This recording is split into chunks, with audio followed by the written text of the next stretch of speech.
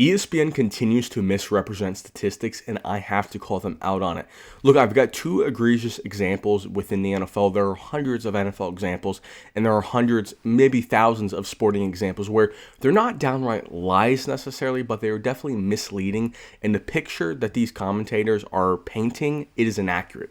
The first example I'll give, and you guys hear this all the time, when one team or one player, I'll give the example of my Baltimore Ravens. When Derrick Henry gets over 20 rush attempts in a game, the Ravens win 92% of their games. And when he doesn't get over 20 attempts, the Ravens only win 44%.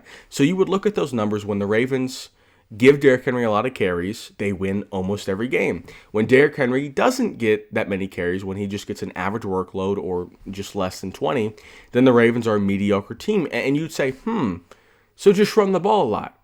And yes, if you didn't really understand how these statistics work and just the general landscape of football, if you're kind of more of a casual, you'd say just run the football more. And I'm not discounting that. For my Baltimore Ravens, for teams like the Eagles, their run game is the center of their offense. But the picture is much more complex. Teams, as we know, when they're winning, they run the football more. When teams are up by 14 in the second quarter, when teams are up by 14 or 17 in the third, when teams are up by 7 points at the end of the game, when teams are good and getting into second and shorts, second and mediums, third and shorts, fourth and shorts, they're more likely to run the football. So good teams happen to run the football. Now, I'm not discounting the fact that running the football can help in the fact that it is part of your offense. And I'm not saying that running the football is just something you do to kill clock. Running the football is a centric part of the offense. And for the Ravens and Eagles, it's half of the offense. But whenever people say just run the football more, it's like, is that all we get? You know, Derrick Henry, the games where he gets those attempts are games where we're up. It's games where we're playing inferior teams. And he's able to get a 6, 7, 8 yards per carry stat line. And I think a more important statistic to look at in terms of the utility of the run game is yards per carry. I think that's a much more fair metric because although yards per carry can skew a little bit as you get into the when a team runs, over 25 times in a game, over 30 times, over 35 times in a game, it can definitely wear on a defense. So I do understand how that could be a little skewed yards per carry, but I think yards per carry would be a much more interesting statistic. When the Ravens run for more than 5 yards per carry, they win 90% of their games. So when the run game is efficient, when the Ravens can get into second and fives or less, it's a good game script. Obviously, the offense is moving efficiently, probably going to be scoring a lot of points. That is an interesting statistic because if the Ravens, for example, if Derrick Henry gets 22 carries,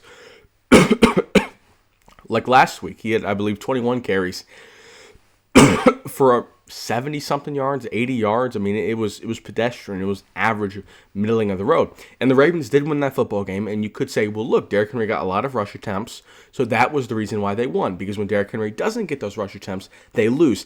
But it's not really like that. The Ravens won the turnover battle. The Ravens were very efficient. The Bears had to settle for field goals. The Bears also missed a field goal. So at the end of the day, teams happen to run the football when they're playing well. And part of playing well is running the football, no doubt about it. But it's not as simple as just run the football. Good teams run the football. Well, are they good teams because they run the football a lot? Or are they good teams because they are efficient at running the football, which leads to them being able to run it more, if that makes sense? So the yards per carry is the important stat. Are teams being efficient with their rushing attempts? Because a lot of teams, when they get leads, you'll see a running back with 24 carries and he's under 100 yards. And it's like, okay, a lot of those, 75% of those were in the second half. They were garbage snaps. So with that being said, that's the first example. I think that is very misleading when they always say, just run the football more. It's like, no, we can't run the football. We're down 17-0 in the third quarter. We can't chew the clock. And you might say, oh, well, just get them to 20 carries. You'll be blessed with the win. It's not how football works. Yeah, any team could run a guy 30 carries per game. They could guarantee, regardless of whatever happens in the game, regardless of if you go 3 and out, you could get any player 30 touches. That's not going to guarantee you a win. You have to score points. You have to play good defense. You have to win the turnover battle. You have to have fewer penalties, etc., etc. So yards per carry matter. Rush attempts are a complete bogus statistic. Yards are kind of a culmination of both yards per carry and attempts, obviously. But I would definitely look at yards per carry if I'm going to be discussing Did we run when we run the football well and efficiently, we win. When we don't run it well and efficiently, we lose. I think that's a much better statistic. Now, another statistic I saw, it was in regards to Myles Garrett.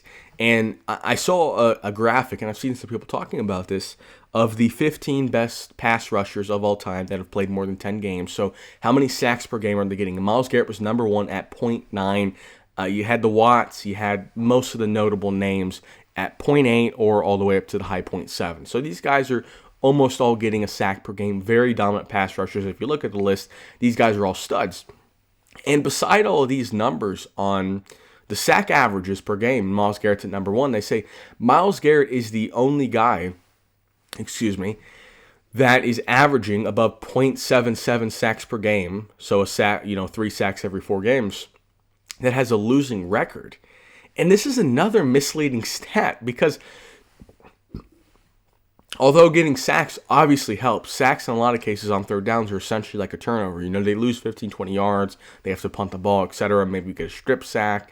Overall, it disrupts drives. It's almost like a half a turnover. So sacks do help winning football games. But the opportunities where you get to sacks is when the other team is forced to throw the football. Teams, as I've mentioned with the rushing, teams that run the football a lot, like the Ravens, like the Eagles, that are always in 4th and shorts, there are no sacks on 4th and shorts.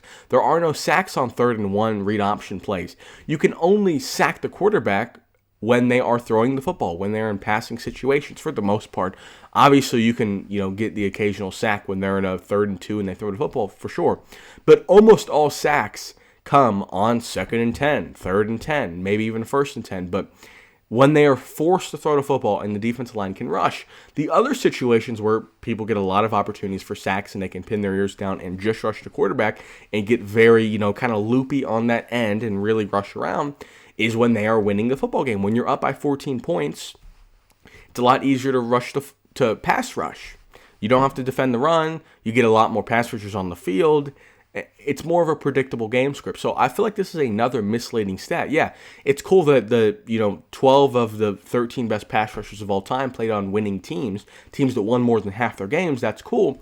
But is it the case that having a good pass rusher makes you a winning team, or do winning teams happen to have good pass rushers due to the fact that you're able to rush the passer more? If we look at the best teams of all time, they're going to have a lot of rush attempts for the most part. Not every team, but generally when you're a good team, you're going to have a lot of rush attempts. You're going to have a lot of sacks, and you're going to have a lot of forced turnovers. Yes, duh, because when you're winning football games, when you're the better team, when you're more efficient, you will be in a lot of situations where you're going to be running the ball and taking kneels, which I guess can, to some degree, affect the rush attempts.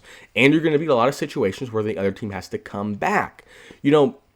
A lot of the bad teams, for the Jets, for example, Breece Hall is a great running back. Justin Fields is a great rushing quarterback. They don't get a lot of rushing attempts because they're never winning. They have to throw the football. So that gives the other team a lot of good opportunities to rush the passer against them. And also, when you play the Jets, you've got a lot of good opportunities to run the football because you're winning against them. So I think whenever you see statistics like this, you need to think, which came first? It's kind of the chicken or the egg. Are they... Do great pass rushers, do people with a lot of production, do they make teams great? Or do great teams, which I understand the pass rushers are part of those great teams, is it the broader picture and they happen to be on the team, or are they leading the charge? And I believe a great rushing attack and I believe a great pass rush are secondary. I think obviously the quarterback is the most important aspect of it. And when your quarterback is playing well, when your offense is not getting penalties, when your offense is staying in rhythm, when your quarterback is not turning the ball over, I think you were able to run the football, and I think you're able to rush the passer.